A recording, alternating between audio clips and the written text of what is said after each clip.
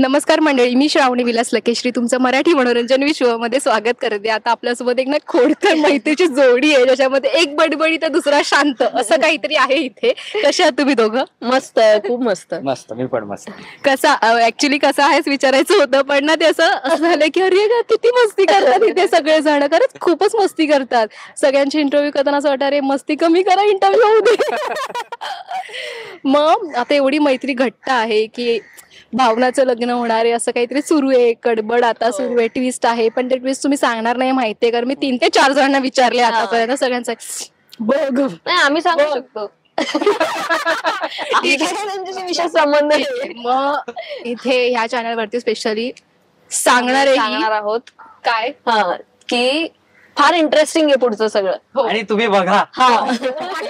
मला ही अशीच मस्ती करणार आहे.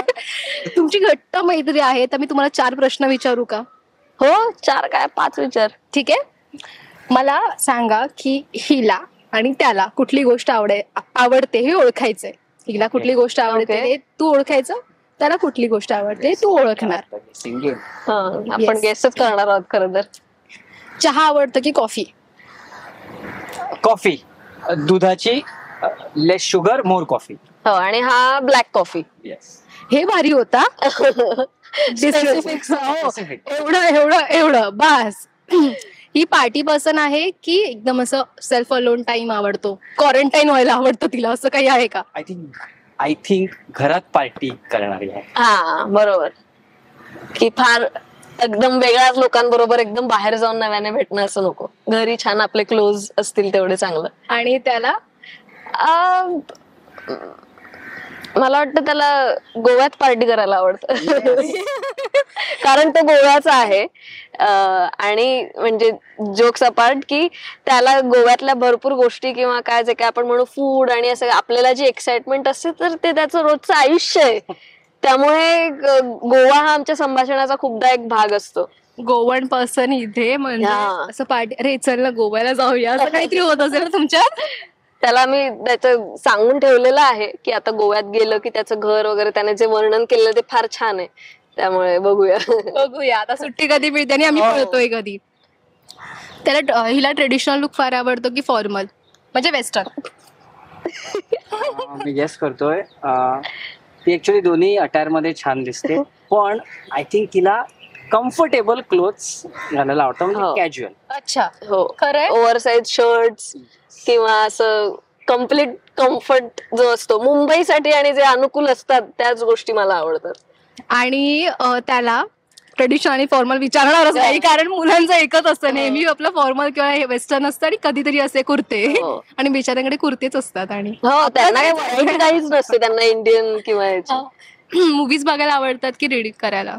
आय थिंक तो पण मूवी पर्सन आहे तसं. कारण आम्ही बऱ्याचदा गप्पा मारतो ना की हे पाहिलंय का ते पाहिलंय का, तर तेवढं मला आता अंदाज आलेला आहे की त्याला आवडतं मूवी, वेब सिरीज आणि हे बघायला.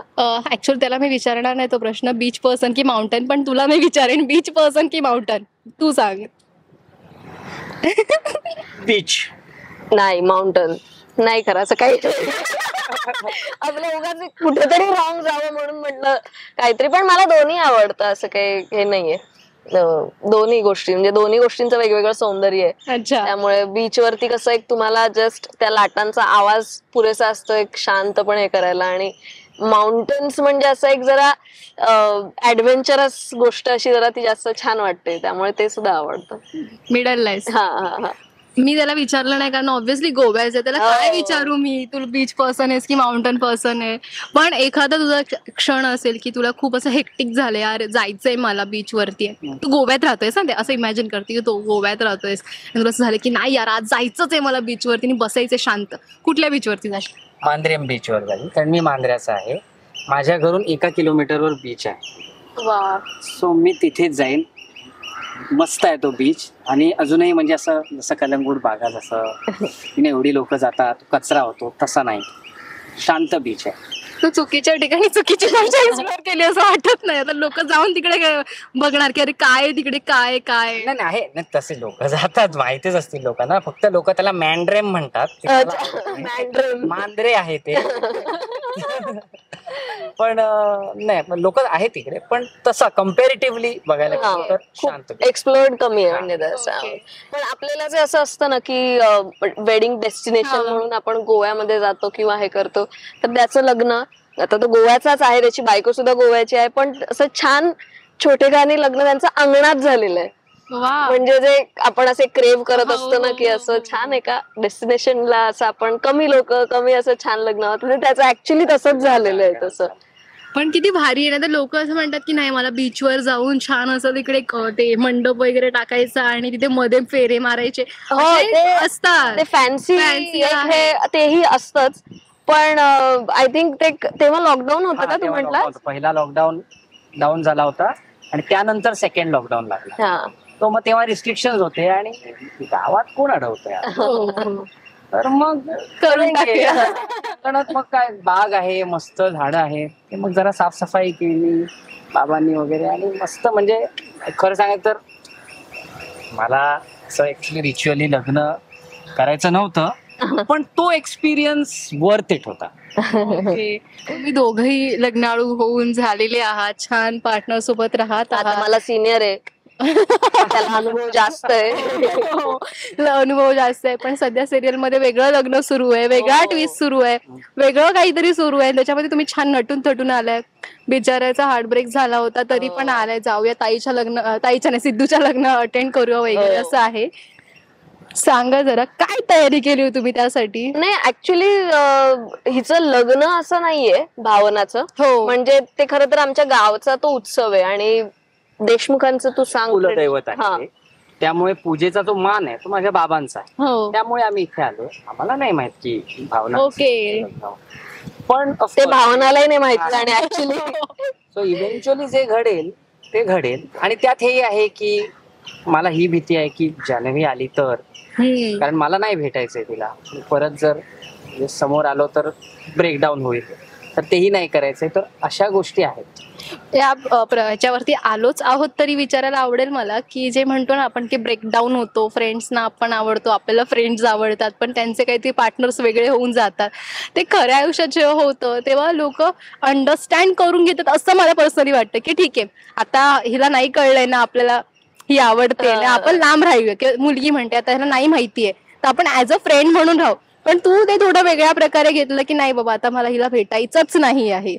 सो ते काय असतं नक्की तुमच्या लाईफ मध्ये कधी घडलंय का? तुम्ही पर्सनली नाही विचारत आहे, फ्रेंड फ्रेंड म्हणते मी.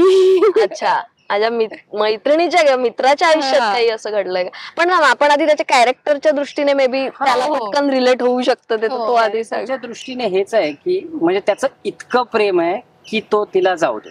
नाही काय लाईन आहे इरफान खान, हा, हो हो, जिद होती तो बाहू में होती, हा. मोहब्बत थी इसलिए इसलिए जाने जाने दी. दिया. तर अशातला भाग आहे. आणि त्याआधी असा सीन पण झालाय की जान्हवी विचारते त्याला की मला प्रपोजल आलाय मुलाचं, ते गेस्ट आले होते, काय करू? आई बाबा खुश आहे, तर हा म्हणतो कर.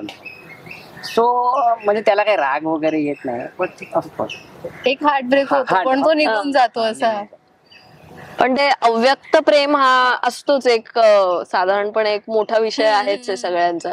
तर तसं ते त्याचं राहून जातं बहुतेक ते सांगणं आणि सगळंच राहून जातो बिचारा, कुठेतरी जातो हो. निघून तिच्या आयुष्यातूनच निघून त्याचे जातो. मुलं असतील रिलेट करणारे खूप आहेत, खूप आहेत, खूप आहेत.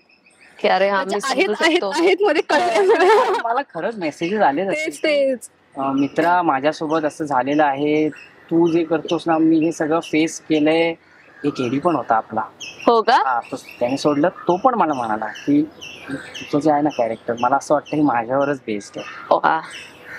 तिचं लग्न झालेलं आहे आता आणि पण झालं आता असं. विचार तर म्हणजे आहे त्यांना वाटतं की विश्व रिप्रेझेंट करतो. ऍक्च्युली असं होतं की एखादं कॅरेक्टर असं खूप रिलेटेबल असलं की आपल्याला स्वतःला वाटतं की अरे आपण तिथे आहोत किंवा आपण ते फेस हो, केलंय. हो. ते खूप खूप जास्त रिलेट होतं ते. पण ते रिलेट होताना असं वाटतं की यार तो फ्रेंड निघून गेला किंवा ती फ्रेंडशिप जरा खराब झाली, ते वेगळं दुःख असतं. पण आय थिंक ते म्हणजे इट इज अबाउट टाइम.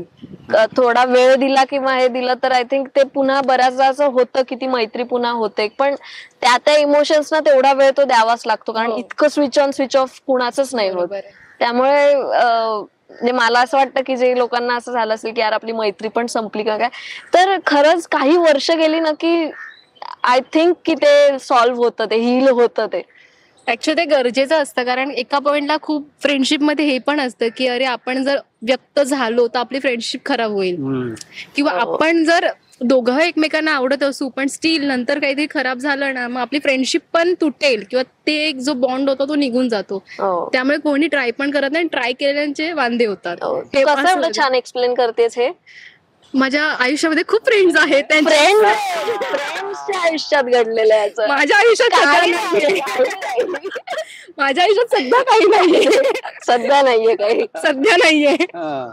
नाहीतर घरातली ती काय बोलत होती, चल जरा बोलूया. काय बोलत होती 2 वर्षाचं याला बोलवतील शूट करायला. ये तू. त्यामुळे असं बोलावं लागतं. ठीक आहे, पण आता लग्न झालं तुमचं, तर तुम्ही तुमच्या लग्नातले काही एकदम फनी एक्सपिरियन्स आहेत का, की अरे यार मामा कुठे गेला, किंवा असं होतं ना अरे यार माझी मेकअप वालीच डेट झालीये, किंवा खऱ्या आयुष्यातलं लग्न. हो खऱ्या आयुष्यात. फनी एक्सपिरियन्स म्हणजे आमच्या लग्नात असं झालं होतं की वर्माला जी एक जण पाठवणार होती, तर तिने त्या पाठवल्याच नाही. म्हणजे तिला असं वाटलं की मी काहीतरी ते अरेंज करणारे येण्याचं, म्हणजे अच्छा. कोऑर्डिनेट करणारे, की ते तिच्याकडनं ते घेऊन, ती कारण वेगळ्या शहरात होती, ते घेऊन माझ्यापर्यंत पोहोचवण्याचं. पण मला असं वाटलं होतं की ती सगळंच ते मॅनेज करते, अच्छा. की ते बनवण्यापासून ते माझ्यापर्यंत डिलिव्हर करण्यापर्यंत. पण तसं नव्हतं. आणि मग नशीब आदल्या दिवशी ते कळलं की ते म्हणले की नाही पण मग तुम्ही पाठवणार आहात. म्हटलं नाही तू येणारच ना. मग माझा एक मित्र, तो पण ऍक्टर, ऋतुराज शिंदे, तर तो येत होता पुण्याहून, कारण आमचं लग्न खोपोलीच्या जवळ झालं होतं. तर आम्ही 2 दिवस आधीपासून तिथे होतो. तर मग ऋतुराज शिंदे त्या दिवशी, लग्नाच्या दिवशी, तो ते वरमाला त्या घेऊन आल्या आणि मग लग्न पार पडलं. संपन्न. मला वाटलं ही म्हणते आता नाही ग, माझ्या 1 तास आधी असं काहीतरी झालं होतं. सुद्धा वांदे झाले असते ते खूप मोठे. तुझ्या लग्नामध्ये काही फनी मोमेंट्स, कारण तो तर क्वारंटाईन मध्ये झालं होतं हा, ते. माझ्या लग्नात ऍक्च्युली ना मी केस चांगले सेट केले होते, आणि ते भटजी होते ते म्हणाले की तुला ते काय टोपी, फेटा, हा. पेटा नाही, गांधी हा. गांधी टोपी टाईप ती पूजेला जी बस पूजेला मी घातली, ती जी एका पूजेला ती कंपल्सरीच असते. हा. मग त्यानंतर मी त्यांच्याकडे गेलो, म्हटलं ऐका ना, आणि ते ना ते एक्सप्लेन करत असतात की तू विष्णू आहेस, आणि तर ते मग मी घालणं म्हटलं म्हणजे घालायलाच हवी का, मग का मी म्हणलं केस आहे, नाही ते घालायला लागतं. म्हटलं मी आज विष्णू आहे, विष्णूला आज नाही घालायचं. मग ते म्हणाले ओके. मी दाखवलं त्यांना, म्हणलं स्प्रे पण केला आज केसांना, आज सेट करतो, प्लीज जरा चांगले फोटो येतील ना. आणि हो, आणि एक दुसरं ते फोटो काढायला जे येतात सगळे, म्हणजे हसावं लागतं थ्रू आउट. जबडा दुखायला लागतो एका पॉइंटला. त्यामुळे जे मी रिसेप्शन होतं ना, त्या रिसेप्शनला मी आधीच सांगितलं मी हसणार नाही. की मी स्टेजवर तुम्ही येऊ नका. सेपरेट रिसेप्शन पण होतं 2 दिवस सोडून. मी सांगितलं मी काय करा, तुम्ही स्टेजवर येऊ नका, मी तुमच्या येऊन भेट. बँक्वेट होता तर मी तुमच्याकडे येतो, आपण असे कॅन्डिड फोटो काढू. प्लीज म्हणजे राग मानू नका की असा आपला फोटो येणार नाही, पण तसा येईल, मी देतो सगळ्यांना. तसं केलं ते जरा बाकीच्यांना वाटलं हे काय म्हणजे हे काहीतरी वेगळं वेगळं आहे. पण ही छान आयडिया दिली, मी माझ्या लग्नात नक्की वापरणार. कारण ते सगळे लाईन असं वाटतं काहीतरी उभं केलं आणि सगळे दोघं Formal वाटतं, खूप हे होतं. पण छान ही आयडिया. बरं झालं लवकर भेटलास. ठीक आहे, तुम्ही इतके दिवस झाले तुम्ही एकमेकांना ओळखता, आणि हिचं एक पर्सनॅलिटी अशी आहे की हसतमुख आहे, मस्तीखोर आहे, काहीतरी मजा करत असते, आणि ही आपल्यामध्येच असते असं लांबून वाटतं. तुला काय वाटलं होतं जेव्हा तू हिला पहिल्यांदा भेटलेलास? तिसऱ्यांदा. येस. ऍक्च्युली आमची भेट एकदाच झाली होती, जेव्हा प्रसाद सेटवर आलेला लक्ष्मी निवासच्या महासंगमच्या 1 दिवस आधी. Hi bye. मग त्यानंतर मला तर माहितीच नव्हतं कोण सही करते. खरं मी विचारले ना, मी आईला भेटायला, ज्या दिवशी हिचा सीन होता, मी आईला माझ्या म्हणजे जी आईचा रोल करते श्रद्धाताई, तिला हाय म्हणायला गेलो तर ही होती अमृता देशमुख. मी असं हात पुढे गेला, ते म्हणली हॅलो तुझी बालमैत्रीण, असं अशी काहीतरी पहिली ओळख झाली, पहिली भेट झाली. तुला हा काय वाटलं होतं? आता मी ह्याला ओळखत नाही, मला असं वाटतं शांत पर्सन आहे, हो. आपलं काम, आपला पार्टनरशिप तेवढंच आहे, तसंच आहे की काही वेगळं? म्हणजे मूळ स्वभाव थोडा शांत आहे, पण इट वर्क्स फॉर मी, कारण की मला सुद्धा खूप बऱ्याचदा असं होतं की सीन सुरू असतात, हेक्टिक काहीतरी असतं तर खूप चाव चाव एकदम काय काय वेळेस नको वाटतं. आणि मगाशीच आम्ही बोलत होतो की हा जयंत आणि सिद्धू तिघही मुलं तसे शांत आहेत एकंदरीत, असं वाटलेलं आहे.